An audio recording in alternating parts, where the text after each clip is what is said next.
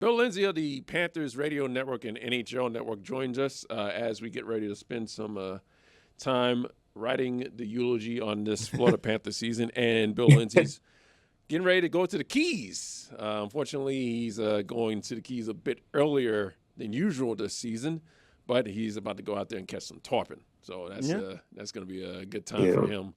Billy, this Panthers season ended a bit abruptly. In fact, I can tell you that 6 of the players that played in last year's Stanley Cup final was rostered in the season finale against Detroit. 6 out of 20.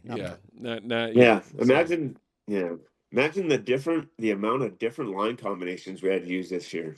Had to be staggering. I'm not sure what the final number was, but Paul Maurice was looking down at his bench probably wondering, usually just call out the centerman for the line that's up. Barkov, your line's up. I'm sure he had to go Schwint, Hinestroza, Cunning, get over the boards. Cole Reinhardt. You guys are up. Alsher, get out there. It got a little hectic down the stretch. Yeah, but to their credit, though, and I feel like this is something that's been talked about a bit, Billy, is how a lot of the teams that were out of the playoffs over the last few weeks of the season, none of them really prioritized winning, obviously, because at that point you're looking to the future. But with the Panthers, like, they kind of made it a point that, like, no, we are not tanking. Even though we have this draft pick that we could potentially keep, they kept their foot on the gas as best they could. So it's almost like karma worked in their favor because they ended up keeping the pick anyway. But I think that just kind of speaks to the culture that Zito and Maurice have built down here, that this team, even when they're fielding a roster that has more than half AHL guys, they're still pushing for every point they can get. Well, you're right on that point, David. There's a culture and there's a standard that's set in that dressing room, and it applies to everyone once you get in there. And that's the beauty of the systems of Paul Maurice. It doesn't look as good when you have Barkov out of the lineup and maybe 6 or 7 regulars, but the system is so good and the identity of this team is so strong that you plug and place players in from the American Hockey League and you work hard, and that system has a chance to win every single night. And it's a beauty of this. You walk in and sometimes I talk to Bill Zito a little bit about it and Paul Maurice, but sometimes when you lose, there's fractures in the dressing room. This didn't happen. It's a close-knit group. It's a bond. So when you're a young player coming into that room, you can ask questions of the veterans. Gustav Forsling, he'll be paired with a young kid. Yes, I want to be paired with him. Give him to me for 20 minutes. Let's get out there. Let's play. The veteran leadership in practice to sponge off these guys for all these kids that we called up is invaluable. And that's what you look. There's still that love and bond in the dressing room. And I understand why we won the last 2 years, more so in losing this year. Just the understanding of how close they can keep it together, how hard they can play, how well the systems work. With all that kind of combination, even though we lost this year and it was all kinds of adversity, they stuck together. They fight, they hang in there, and it doesn't matter who's in the lineup, whatever's going to do, you are going to play and be held to a certain standard. And if you don't, you're not going to be around this organization long. And that's the beauty of the whole thing. And that's how this whole thing works. And you talk when they put together a lineup, whatever is on that ice that night, it's 100% to win. Wherever it falls in the standings, they are out there to win a hockey game. We mentioned that the Panthers get to keep their draft pick. They are going into the NHL draft, picking between 1 and 10 overall, depending on how the ping pong balls go. They'll be going into that draft without assistant general manager Sonny Mehta as he takes the Devils GM job. Talk about how important his role was with the team and just how sorely he's going to be missed. All the respect in the world for Sonny Mehta. What he did, brilliant mind, analytical driven, one of the best, if not the best, at what he does, at trying to pair the analytics. And it was a great team that we had with Bill Zito and Sonny, and the combination of all our scouts, people that get involved in decisions, and to pair and marry all that kind of stuff between the analytics side of it and start to, what kind of heart, desire. We had a really stout combination of his ability to put all the metrics out there, into place and understand, does this player work? Does it fit to our system? He had a huge understanding of that. And then along with all the other hockey people to understand, okay, well, what kind of heart does this player have? What kind of grit, intensity does he play with? Can we marry the two together? And it just, it worked so well for our organization. He will be missed. He did a tremendous job. He's from New Jersey. It's a good chance for him to go back home. And that happens when you win. Everyone's going to be looking at your organization and how'd you do it? Why did you do it? Who were some of the people that were involved in it? And can we get those people involved with our organization? And it's a good step for Sonny. Really appreciate everything that he did down here. Brilliant mind, very kind person, and got to know him over the years. And I have the just utmost respect for him. New Jersey will be in good hands with Sonny Maeda. That strategy, as far as using analytics from the front office position, is fairly new, and it's a far cry from what Dale Talon kind of used, and it seems to have worked, don't you think? Yeah, it works. But you have to marry the two. So I'll go through the analytics of teams before I do a game, before I call a game, or before I go on NHL Network. And I can get a scouting report of how those teams play. So when I watch a game, I get an understanding, well, they're deficient in this area, they're strong at that area. And then how does it play out on the ice? Why does it work? And sometimes maybe it's just goaltending. You look at a team like Boston, their metrics are really bad defensively, but their goaltending and timely scoring, they scored at a rapid pace. Does it hold up? Same thing for Detroit. I knew they could fall off a cliff because they spent more time in their own zone than any other team in the NHL defending. They just defended too much. You can see that happening. So when you get all this kind of stuff together, you see the numbers, and Gustav Forsling's a player like that that you find out, okay, well, his analytics are good. Does he fit into our system? But you also have the understand, and same thing, Carter Verhaeghe, you can go through different type of players. But what kind of heart? There also has to be the evaluation. What is he a leader? Does he lead by example of all these things? And then once you kind of pair those two together, then you're really onto something. And that's what the Panthers do extremely well. They pick out a player that's very analytically sound, and then does it fit our system? And if you bounce off the coaches, the GMs, the analytic people, the scouts, and if the final decision ends up and Bill Zito says, okay, yep, that's going to work, we will do that. And so it's a lot of good hockey minds put together, and that's why it's been successful. They've married the two between analytics and understanding the heart and grit and desire of players to fit our systems. So they've done it extremely well, and that's what everyone, I guess, around the league, once you've won a couple of Stanley Cups and been to 3 straight, teams are going to copy you. System-wise, what you're doing in the front office, everyone wants a piece of it. When you see how guys are preparing for the game, using analytics to drive, what they're working on in practice, what the coaches, how the systems and the styles that they want the teams to do, when you see that compared to when you were playing and maybe when this stuff wasn't quite as utilized or really even looked at, like, do you see things from a perspective of like it's more complicated? I mean, I know that you see that like you have to marry the two together, but it must just seem like such a weird change. And I guess it's the evolution of the game. Just coming from, somebody who played 20 years ago, 30 years ago, when, this stuff was still in its infancy, if anything. Yeah, there's just much more data that you can have on everyone. You just didn't have the total insight. Like, how much did Bill Lindsay get into the slot area? How much time did he have? All the time. Yeah. Or how much time did he have with the puck on his stick in the offensive zone? Well, 3 seconds. Well, that's not very much per game if he only has. So you can dive through all of it.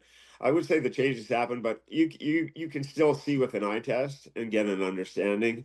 So the analytics they're absolute and certain.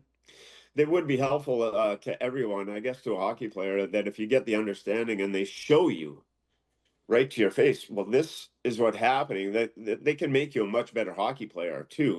So that there's just, with the wealth of information out there from a team standpoint, it can help the players, it can help organizations, but you have to be careful of where you draw the line at with the data. Data can tell you so much, but there is something in certain players that makes them click and drive that just can't be measured by analytics. And that's why always say, like, when you're putting the two together, like how big was his heart? How much does that overcome some of the stuff that we don't see analytically? And a lot of times that answer can be, well, that's a huge yes. He's like, without him in our locker room, without him being in that leadership position, what he's doing in practice for this team, that's not measured by analytics. So there's still, you have to be able to watch, but the wealth of information it does give you a guide, I guess, or a map of players, where you want to go and what your team is trying to do. All right, let's get into the playoffs now. It starts tomorrow. Let's start in the East. Give us what you think is going to happen here. We got Boston and Buffalo, Tampa, Montreal, Carolina, Ottawa, and Pittsburgh, Philadelphia. Yeah, so the first one there, as I mentioned, Boston. I don't believe that they beat Buffalo. Just that's one area where I will go analytically. Their numbers defensively for Boston to keep up in a series. Can they score enough goals? Very good offensive team in Buffalo that seems to be getting better and better, more confidence. All their young players that have taken another step this year. The additions on the blue line to make it a little bit tougher, bigger with Logan Stanley coming. The D-men in Buffalo move the puck very, very well. So I see Buffalo winning that series. Just a complete rounded group that can kind of beat you in different ways. When the Pittsburgh Philadelphia series, I don't have a lot that could go either way. Yeah. I think Sidney Crosby being back in the playoffs, Dan Muse, the coach there, has done a wonderful job. So is Rick Tocchet in Philadelphia. Just I'll lean a little bit towards Pittsburgh, and then the Ottawa series there. If you take a team and you compare it analytically and to how the team that won the Stanley Cup the last 2 years that looks the closest in the East, it's the Ottawa Senators. Linus Ullmark holds up. That if Ottawa is my surprise in the East, if they somehow find a way to beat Carolina, which is very, very doable. That's going to be a long series. If they find a way to beat Carolina, they're going to make a deep run. Wow. I firmly believe that into that position. The other side, Tampa Bay, strong. They will get through on that first round. Montreal tests them. They're good offensively, but still, it's a Montreal team that's making waves. Tampa's better. Should prevail in that series. I'm just really interested, I guess, in the Ottawa series. Will have some length to it, and I also believe that the Philadelphia Pittsburgh series, those are 6-7 game series that could be tilted either way on just a one goal or something happening at one end of the rink or the other. It may seem odd, but Ottawa, that's where I will go to, is just study model-based, physical, grind, mean team that defends really well. Linus Ullmark holds up. Ottawa's got a chance. I like that. I like that a lot. Now, looking out to the West, Billy, we were talking before the show. I'm thinking, is this Dallas's year finally to get over the hump? Maybe Minnesota's going to be a tough series for them. The Colorado Avalanche look great. They're going to face the Kings, who are the Kings. You know, they have this thing about first round exits. Utah and Vegas, I'm curious the goaltending situation in Vegas, how that's going to play out. And then obviously Edmonton heading down to California for a first-round series just always seems to happen, but now they're a little further north than L.A. against the Ducks. So what do you think out west, and is there an Ottawa of the West that you think could be a surprise team? Is there an Ottawa of the West? Not quite sure. That Pacific Division is interesting, where they finish with all their kind of point totals. And Utah is going to go out and play get out there and play the Knights. The Knights only had a couple more points than Utah in this season, which is, or maybe one. I'm not sure where that balanced out. Vegas, Utah could be that team, could be that kind of dark horse. Vegas has found something under John Tortorella. Carter Hart's played well. Can it hold up? There was something really missing before Tortorella got there. It was dysfunction. I'm not sure if it was in the dressing room, but it seemed like there was not a lot of fun to go to the rink. Can they flip that switch? Utah would be my dark horse out in the West. It's deep. The scoring is throughout that lineup. The defense moved the puck relatively healthy. Vamelka's played a ton of hockey in that. So that's yeah, Utah would be kind of my Ottawa out there. Dallas, Minnesota. Dallas has such a tough road. That Minnesota series is going to be brutal. Colorado seems to be. How do you beat Colorado? Is going to be a question. They seem like a runaway victor to go all the way. There could be a spoiler into that mix. Edmonton might have something to say, but there's that Pacific is LA's not doing it. They 20 overtime losses. Their regulation wins are fewer than some of the bottom teams in the NHL. Nothing's happening in that LA series. Out of the gate, it's going to be an early exit for Colorado. Then you get into the meat of it. Edmonton, there's the one. What's Edmonton do this year? Can they get any Draisaitl back healthy? What does he look like? Goaltending issues. Just it seems all like that. Just seems Colorado all the way. It sounds sometimes like you'd like to pick an upset or someone that could maybe challenge them, but they're so good in so many areas. If the power play just even holds water, they're just so dominant at 5-on-5 that I believe Colorado just kind of roughshots the West. They're heads and shoulders above everyone else. But well, they're the playoffs. Anything can happen. Utah's a dark horse. Other than that, Dallas maybe. Colorado just seems to be the sure one coming out. Yep. All right. So, what is your Stanley Cup final winner prediction? Yeah, so I'll go on the long shot there, and I'll go Colorado, Ottawa. Hey, all right. I'll have the Avalanche winning. We'll see. That could be a really long shot. It'll have to happen in the first round with Ottawa. I wouldn't discount Tampa Bay. Tampa Bay would be my second choice in the East, but I'll stick with Ottawa, as they call it. In like it. Carolina, with all this, again, can they score enough when it matters? Goaltending, I'm not sold on. So the two strongest teams in the East are Ottawa and Tampa Bay, and I would take Ottawa. Goaltending is going to hold up for them. They're going to make a miracle run, but they'll be falling short at the end to Colorado. I guess kind of like us in '96. Kind of an unsung team, and meet this Avalanche team that's just loaded in the finals. Colorado wins the cup. Wow. So it's going to be Matthew Tkachuk sitting with Keith Tkachuk in the stands this time, huh? Hey, there you go. Hey, you never know. It's a bold prediction. Yeah, I like it. I believe it has a chance to come to fruition. Yeah. It'd be a fun playoff run, that's for sure. We get a lot of entertainment value out of that. Yeah. Yeah. Be looking forward to seeing what Buffalo does in this playoff. That should be I'm excited about that. All right, Bill Lindsay. Buffalo deserves it, by the way. Yes, they do. They absolutely do. It's been too long for that city to be in the playoffs. Yeah. Yes. They absolutely It's a great sports town. They do love their teams. Yeah, absolutely. That fan base deserves it. Yeah. That arena's going to be rocking. And I'm happy for Lindy Ruff. I Yes. was down here when we started. Really happy for Lindy and the coaching job that he's done this year. There's a good chance that he might end up with the Jack Adams. Yeah. So Yeah. there'll be some people in there, but to revitalize that team and show that I talked to Lindy about that, actually, about developing when we're talking about analytics and all this kind of stuff and the phones and access and how he's been able to evolve over the years. So he told me he had an Instagram account, a Twitter account. And He does.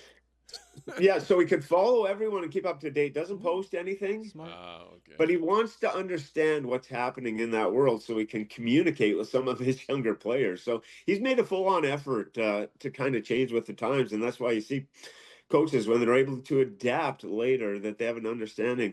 What are these young kids thinking? How do I go about coaching them? And if you've been around a long time like Paul Maurice or Lindy Ruff, you have to kind of adapt to those situations. Yeah, just do a better job than what Mike Babcock I did. was thinking, like, he needs to call Mike Babcock. That's the first thing I was thinking. Yeah.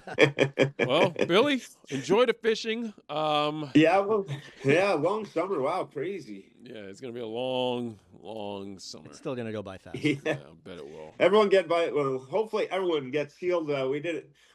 Getting to know that we were out early instead of having to maybe miss the playoffs by a point or get an early exit in the first round and just tear everyone to shreds. We had the chance to get everyone mostly rested and healed. So when they hit this off season, they got 5 months to get after it and just go full slate, put the muscle mass back on, stay off the ice for longer than 3 months off the ice. Just work on your body, and then you got that excitement. And this team, imagine how good the Atlantic with the Panthers being back in business next year. How good's the Atlantic going to be next year? Wow. The Panthers next year with a chip on their shoulder seems like a scary thought to everybody else in the East. And a couple of the players are actually playing the World Championship, so you got to look for that to shake off the rust. There you go. Yeah, it'll be good. It'll be good for them to go over, have some fun. That's a great tournament. I played the World Championships. It's serious, but it's also mini vacation. You go over there. It's one of the funner tournaments I've ever played in. So though everyone enjoys it, and for the European people, that it's deadly serious. It's almost like the Olympics to them. So when you go over there and play in it, there's still a lot of prestige. It's kind of a hidden tournament, but it means a lot. Nice. All right, Billy, we appreciate you joining us. Enjoy your summer. Yes, Roy, David, appreciate you guys always. Thanks for the coverage, and hopefully we'll be in touch throughout the summer.